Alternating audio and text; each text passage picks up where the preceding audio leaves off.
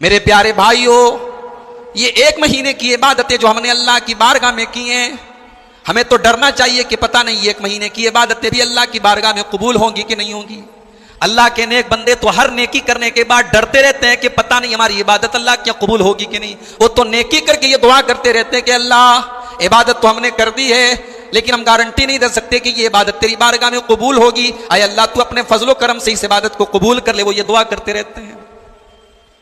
اسی لیے اللہ تعالیٰ قرآن کریم میں فرماتا ہے والذین یؤتون ما آتوا، میرے کچھ ایسے بھی بندے ہیں جو اللہ کی راہ میں بہت کچھ دیتے ہیں، وقلوبہم وجلہ، لیکن ان کے دلوں کے اندر ڈر ہوتا ہے، ان کے دلوں کے اندر دہشت ہوتی ہے، ان کے دلوں کے اندر یہ خوف ہوتا ہے انہم الی ربہم راجعون، کہ ایک دن ان کو پلٹ کر کے اپنے رب کے پاس جانا ہے۔ ابو داؤد کی روایت ہے، اما عائشہ رضی اللہ تعالیٰ عنہا نے یہ حدیث سے سوال کیا، یا رسول اللہ یہ قرآن میں اللہ کے لوگوں کا تذکرہ کر رہا ہے، یہ کون لوگ ہیں جو اللہ کی راہ میں صدقہ اور خیرات بھی کر رہے ہیں، اللہ کی راہ میں خوب دے رہے ہیں، خوب قربانیاں دے رہے ہیں، اور اس کے بعد بھی ان کے دل میں ڈر ہے؟ اے اللہ کے نبی، کیا یہ چوری کرنے والے لوگ ہیں؟ کیا یہ زنا کرنے والے لوگ ہیں؟ کیا یہ شراب پینے والے لوگ ہیں؟ اللہ کے نبی فرماتے ہیں لا یا بنت الصدیق، اے ابو بکر کی بیٹی، اے صدیق کی بیٹی، اے میری بیوی عائشہ، تم اس آیت کا صحیح مطلب نہیں سمجھی۔ یہ آیت شرابیوں کے بارے میں، چوروں کے بارے میں، زانیوں کے بارے میں نہیں ہے، یہ تو ان کے بارے میں جو روزہ بھی رکھتے ہیں، جو نماز بھی پڑھتے ہیں۔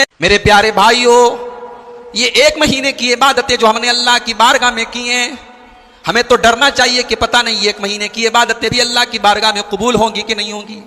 اللہ کے نیک بندے تو ہر نیکی کرنے کے بعد ڈرتے رہتے ہیں کہ پتہ نہیں ہماری عبادت اللہ کیا قبول ہوگی کہ نہیں۔ وہ تو نیکی کر کے یہ دعا کرتے رہتے ہیں کہ اللہ عبادت تو ہم نے کر دی ہے، لیکن ہم گارنٹی نہیں دے سکتے کہ یہ عبادت تیری بارگاہ میں قبول ہوگی۔ اے اللہ تو اپنے فضل و کرم سے اس عبادت کو قبول کر لے۔ وہ اے میری پیاری ماں و بہنوں، ذرا سبق سیکھو صحابہ کرام سے، ذرا نیکی کے کاموں میں بڑھ چڑھ کر کے حصہ لیا کرو، ذرا آخرت کی تیاری میں آگے بڑھا کرو، جلدی کیا کرو، دیر نہ کیا کرو۔ وَسَارِعُوا إِلَىٰ مَغْفِرَةٍ مِّن رَبِّكُمْ، اے اپنے نوکری کے لیے بھاگنے والو، اے دکان کے لیے دوڑنے والو، اے اپنے کام دھندے کے لیے دوڑنے والو، وَسَارِعُوا إِلَىٰ مَغْفِرَةٍ مِّن رَبِّكُمْ، اپنے رب کی مغفرت کو پانے کے لیے بھی تو جلدی کرو، اپنے رب کی جنت کو پانے کے لیے بھی تو جلدی کرو۔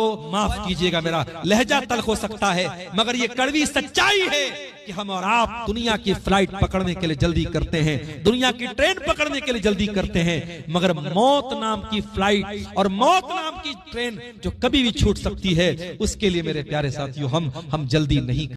اے لوگوں، اپنے پروردگار سے ڈرو، بے شک قیامت کے دن کا زلزلہ بڑا خطرناک ہوگا۔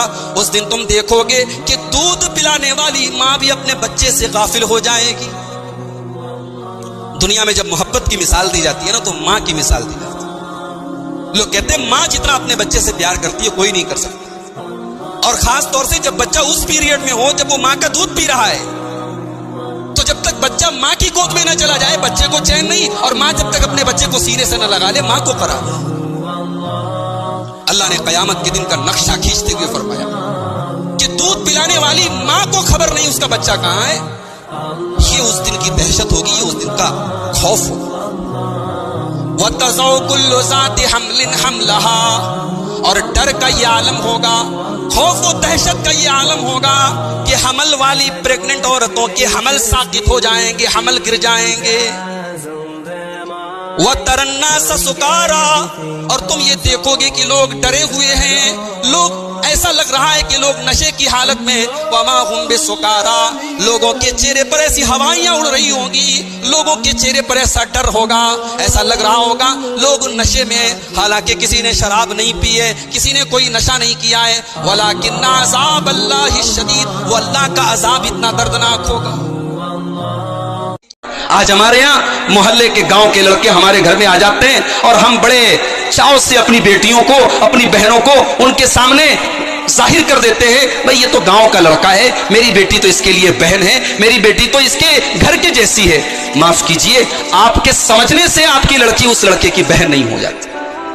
ایک گاؤں میں رہنے سے ایک لڑکا دوسری لڑکی کا بھائی بہن نہیں ہو جاتے۔ یہ رشتے ہم نے زبردستی بنائے ہیں، اور ہم نے اپنے گھروں سے پردے کا جنازہ نکال کے رکھا ہے۔ کوئی بھی گھر میں آتا ہے اور ہمارے گھر کی عورتوں کے سامنے سے آتا اور جاتا ہے، اور ہمارے گھر کی عورتیں اس سے پردہ نہیں کرتی ہیں. یہ بے حیائی ہے، یہ بے غیرتی ہے، اور یہ ہم نے اسلامی قدروں اور اسلامی اصولوں کو ہم نے جو ہے اپنے پیر کے نیچے کچل ڈالا ہے. یہاں دو صحابی آتے ہیں لیکن پردہ لگا ہوا ہے.